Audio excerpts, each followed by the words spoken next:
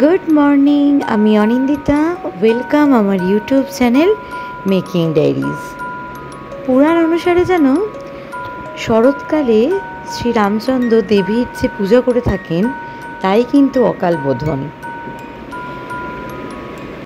ছোটবেলায় আমরা এরকম অনেক গল্প শুনতাম, পৌরাণিক কাহিনী, মা ঠাকুমা দিদিমাদের কাছ থেকে। এখন এসব অতীত। আমাদের জেনারেশনে আমরা আর কতটুকুই জানি বলো?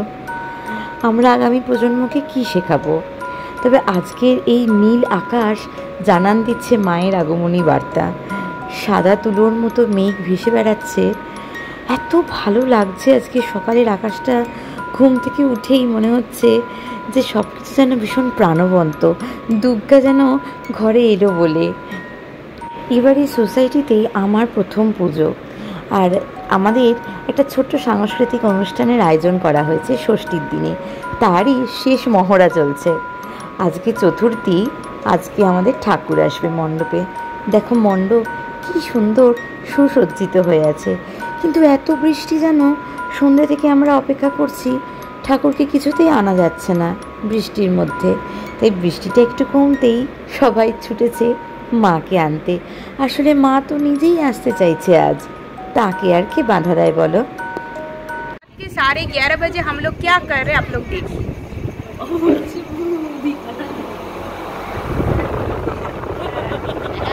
না বলা তো এখন সবে শুরু। রাত্রি 11:30 যে বাজে, এখন ঠাকুর আসছে আমাদের মণ্ডপে। আমরা এখন সবাই অপেক্ষা।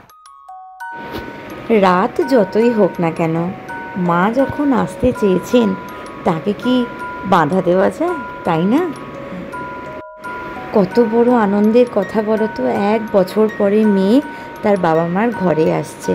এই অনুভূতিগুলো সত্যি ভীষণ রোমাঞ্চকর। কিন্তু আমরা আমাদের জীবন দিয়েও ভাবি, যখন বেশি বিয়ের পরে শ্বশুরবাড়ি যাই, তারপরে যখন বাপের বাড়ি যাবার কথা হয়, তখন মনটা যেমন আমাদেরও ছটপট করে, মা বাবারও তো ছটপট করে যে তার মেয়ে আসবে শ্বশুরবাড়ি থেকে তার বাপের বাড়িতে, আপ্যায়নে যেন কোনো ত্রুটি না হয়। আমরা সপরিবারে অপেক্ষা করেছিলাম মায়ের আগমনের জন্য। রাত বড় কথা নয়, এই অনুভূতিগুলো মেয়ে যখন বাপের বাড়ি ঢোকে তার বাবা মা সবচেয়ে বেশি অনুভূত হয়। এখন চলছে একে একে মাকে বরণ করে নেওয়ার পালা। আমি বরণ করছি আমার পুত্রকে কোলে নিয়ে। সে এখন তার মায়ের কোলে থাকবে, কিছুতেই তার পাপার কাছে গেল না।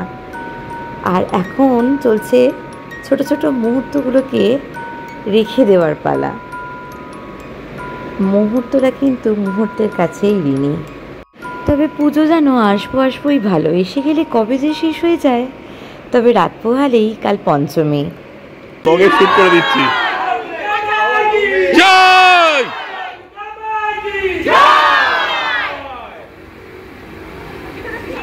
মর্নিং, শুভ পঞ্চমী। একটা দারুণ অসাধ্য সাধন ঘটেছে। মা একা একা ক্যাব নিয়ে মন্দিরতলা থেকে আমার ফ্ল্যাটে চলে এসছে। মা কেমন অভিজ্ঞতা? প্রথমবার। কারণ মা কিন্তু ভীষণ ভয়ে ছিল। আজকে সকালবেলাও ঘুম থেকে উঠে নাকি বাবাকে বলেছে যে তুমি চলো আমার সাথে, আমার একা যেতে ভয় লাগছে। ঠাকুরের মুখটা খুব সুন্দর দেখতে লাগে। হ্যাঁ, সত্যি সুন্দর হয়েছে। এদিকে একজনের মুখখানা দেখো, মেঘনা চাইতেই জল। ঘুম থেকে উঠেই একদম পুরো সারপ্রাইজ হয়ে গেছে বুয়াকে দেখে। আর আমার মা তো খালি হাতে আসতে পারে না, যখনই আসবে তার কিছু না কিছু আনতে হবেই মাকে। এত বারণ করা সত্ত্বেও মা মাই হয়, কোনো কথা শুনবে না। এবারে আবার নিমকি বানিয়ে এনেছে, মা পারেও বটে। আর এদিকে সন্ধেবেলা শুরু হয়ে গেছে মায়ের বোধনের পুজো। খুব ভালো লাগছে। একটু বেরিয়েছিলাম আমি আর অরিত্র বাচ্চাটাকে নিয়ে। রাস্তায় এত ভিড়, খুব একটা ভিড়ভাড়টা ভালো লাগে না তো। তাই অরিত্র বলল চল একটা রেস্টুরেন্টে বসে একটু টুকটাক কিছু খাই। তো ডিনার করার মধ্যে আমি তো জানোই কিছুদিন আগেই হসপিটাল থেকে এসেছি, তাই আমার কোনো মেন কোর্স নেই, খাবও না। বাচ্চাটা খেয়েছে আর আমার হাজব্যান্ড খেয়েছে। এই সেই বিখ্যাত আমাদের ক্যাব বন্ধু। হ্যাঁ রিও, ভয় লাগছে নাকি তোর? হ্যাঁ, এইটা আমাদের ছোটবেলার নস্টালজিয়া, জানিস তো? বাবা, এর জন্য পাগল ছিলাম পুরো এই ক্যাব বন্ধু। এই গন্ধটা সেই একই আছে। আজকে আবার একটা নতুন দিন। আজকে ষষ্ঠী। ষষ্ঠী সকালবেলা সবাই এক কালারের টি শার্ট পরেছে, আমাদের কমপ্লেক্সের নাম দেওয়া। এটা একটা বেশ মজার। জয় মা, জয় গিয়ে দুর্গা মা কিছু তো করো। বলো দুর্গা মাইকে, বলো বলো দুর্গা মাইকে, বলো দুর্গা মাইকে।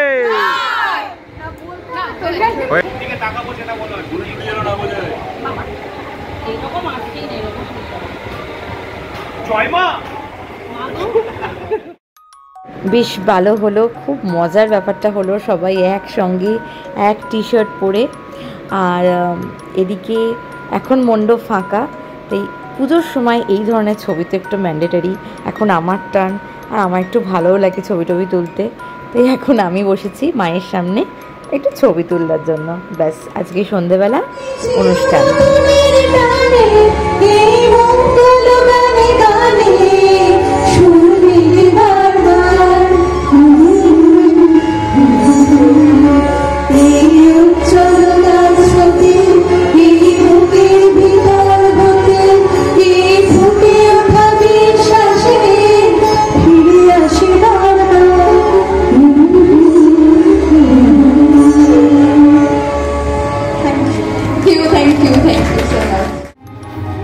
আমাদের সাংস্কৃতিক অনুষ্ঠান জাস্ট দুর্দান্ত হয়েছে। আর এখন চলছে লাস্ট পারফরমেন্স। এইবার শুরু হয়েছে নাচানাচি। একটু আমি ভাই নাচতে পারি না, তাই আমি বসে বসে দারুণ এনজয় করেছি। আজ আরও একটা নতুন দিন। আজকে শুভ সপ্তমী। সকালবেলা আজকে নবপত্রিকা প্রতিস্থাপন হলো। সকালে উঠেছি অনেক ভোরে, একটু পুজোর কাজ টাজ করেছি, তাই আমার আর ভিডিও করা হয়নি।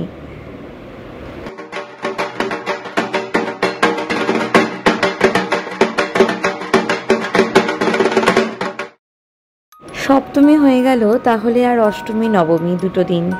মায়ের যাওয়ার যেন খুব তাড়া এখন মনে হচ্ছে। আর কটা দিন যদি থাকতে পারতো মা। আর আজকে সকালবেলা ছিল ড্রয়িং কম্পিটিশান, সব বাচ্চাগুলো ড্রয়িংয়ে বসেছে। সবচেয়ে মজার ইন্টারেস্টিং জিনিস হচ্ছে আমার ছেলে আর আমার ছেলের বন্ধু শিবান, ওরা দুজনেই যা দারুণ ড্রয়িং করেছে। তোমাদের আমি ভিডিও তো দেখালামই, এবার তোমরাই বুঝে নাও। আর আজকে সন্ধেবেলা সপ্তমীর দিন আমরা সবাই মিলে দারুণ গল্প আড্ডায় মেতেছি। এদিকে নানা রকম অ্যাক্টিভিটি হচ্ছে, মোমবাতি জ্বালানো। আমার ভিডিওটা আর তোমাদের সঙ্গে শেয়ার করলাম না, মাত্র 6খানা। কিন্তু আমার বর যে এদিকে এত এক্সপার্ট তা তো জানতাম না, ও প্রায় অনেকগুলো মোমবাতি জ্বালিয়েছে। এই দুর্গাপুজোর সময় কোথা থেকে যে এত তাড়াতাড়ি দিনগুলো চলে যায় বুঝতেই পারি না গো।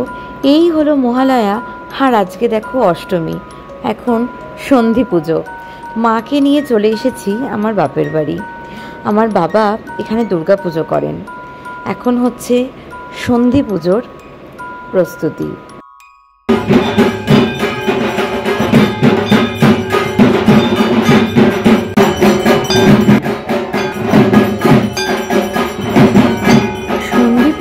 কিন্তু দুর্গাপুজোর একটা গুরুত্বপূর্ণ আচার, মানে অষ্টমী তিথির শেষ 24 মিনিট এবং নবমী তিথির প্রথম 24 মিনিট, মানে মোট এই 48 মিনিটের সন্ধিক্ষণে দেবী দুর্গাকে মা চণ্ডী রূপে পুজো করা হয়।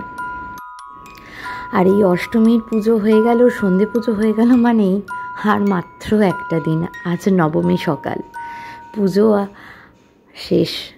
আজ শুধু নবমীর রাতটা কেটে গেলেই কালকে মায়ের বিদায়ের বেলা। আমাদের হাওড়ায় যেন অনেক পুরনো পুজো হয়। আজকে সকালবেলা একটা টোটো নিয়ে আমি আর মা ছেলেটাকে নিয়ে একটু বেরিয়েছিলাম। খুব পুরনো বাড়ির এই পুজোগুলো দেখতে ভীষণ ভালো লাগে। আমার বনেদি বাড়ির পুজো ভীষণ ভালো লাগে। আমাদের বাড়িতেই তো অনেক বহু বছরের দুর্গাপুজো হয়, আমাদের গ্রামের বাড়ি। আমাদেরও অনেক বহু বছরের পুরনো দুর্গাপুজো হয় আমাদের গ্রামের বাড়িতে। ছোটোবেলাটা তো আমার ওখানেই কেটেছে দুর্গাপুজোর সময়।